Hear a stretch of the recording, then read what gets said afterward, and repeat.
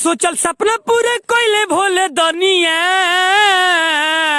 आ कांवर में ले लो गंगा पनिया चलो देव घर तू धनिया कांवर में ले लो गंगा पनिया चलो देव घर तू धनिया। तो नमस्कार प्रणाम, मैं राइटर राजा सिंघनिया और राजा राइटर ऑफिशियल में आपका स्वागत है।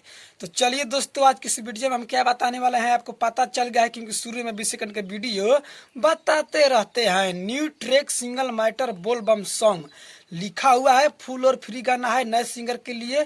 चलिए अभी काटिएगा मत, वीडियो को हम बता रहे हैं, स्टार्ट कर रहे हैं। पहले कुछ समझ लीजिए इस बात को, तब आपको समझ में आएगा कि क्या हम बता रहे हैं। तो चलिए दोस्तों, एल्बम का क्या नाम रहेगा हम पहले हम बता देते हैं।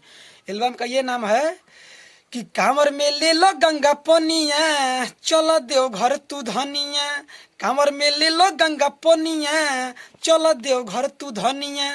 तो ये गाना का ये बोल है, एल्बम का नाम यही रहेगा, चलो देव घर तू धनिया। तो फुल और फ्री गाना है, नया सिंगर के लिए जाइए रिकॉर्डिंग करवाइए। तो चलिए अभी वीडियो को स्टार्ट करने से पहले आपको हम कुछ बता देते हैं। जहाँ डॉटो करके एक लिखा है वहाँ आपको एक बार ही गाना है दोस्तों, जहाँ डॉटो करके दो लिखे वहाँ आपको 2 बार ही गाना है। तो चलिए वीडियो को स्टार्ट करने से पहले अभी तक के लिए हमारे चैनल को सब्सक्राइब नहीं किए तो प्लीज़ सब्सक्राइब कर लीजिए, लाइक करिए, कमेंट में बताइएगा हमारा गाना कैसा लग रहा है। तो चलिए स्क्रीन पर चलते हैं, देखिए, लेट्स गो। तो चलिए दोस्तों, आपको लाइव वीडियो में बताया गया था जहां डॉट करके एक लिखा है वहां एक बार गाना है दोस्तों, जहां डॉट करके 2 लिखा है वहां 2 बार गाना है। ये मुखड़ा है और बोल बम सॉन्ग है, न्यू ट्रैक नए सिंगर के लिए। तो चलिए हम गा रहे हैं, पूरे वीडियो को एंड तक देखिए। अरे मन रहू मन्नत की हो जाई शादी, तोहके पसंद हमर कैले लस दादी हो। अरे मन रहू मन्नत की हो जाई शादी, तोहके पसंद हमर कैले लस दादी। सोचल सपना पूरे कोयले भोले दनिया आ कांवर में ले लो गंगा पनिया चलो देव घर तू धनिया, कांवर में ले लो गंगा पनिया चलो देव घर तू धनिया। तो दोस्तों, हम मुखड़ा को गा दिए हैं। चलिए अब चलते हैं अंतरा में, स्क्रीन पर दोस्तों देखते रहिए आप। तो चलिए दोस्तों, हम मुखड़ा को गा दिए थे, ये जो देख रहे हैं अंतरा है। चलिए हम अंतरा को गा रहे हैं। अरे यार से कांवर उठाई लेनी, सारा सामान सरियाई लेनी, देव घर जाएला सुन करे जा गाड़ी हम बुक करवाई लेनी। अरे पटना से कांवर उठाई लेनी, सारा सामान सरियाई लेनी, देव घर जाएला सुन करे जा गाड़ी हम बुक करवाई लेनी। अब चलो नहीं करो तू देरिया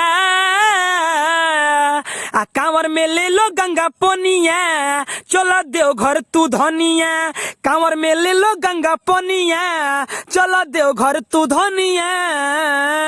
तो दोस्तों, हम पहल का अंतरा गा दिए हैं। चलिए अब चलते हैं दूसरा का अंतरा में, स्क्रीन पर दोस्तों देखिए। तो चलिए ये दूसरा अंतरा है, हम गा रहे हैं दूसरा अंतरा में। अरे ऐसे न घुंघटा तो पहो भोले दानी में माथा टेको हो, दे दी है गोदिया में ये कहूँ लाला नवा पहले तू भाड़ा उतार हो। अरे ऐसे न घुंघटा तो पहो भोले दानी में माथा टेको हो, दे दी है गोदिया में ये कहूँ लाला नवा पहले तू भाड़ा उतार हो।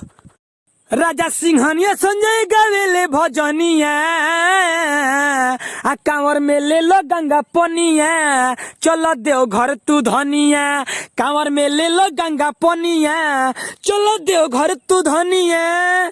तो दोस्तों, गाना समाप्त हो गया है। अभी तक हमारे चैनल को सब्सक्राइब नहीं किया तो सब्सक्राइब कर लीजिए, घंटी को दबा दीजिए।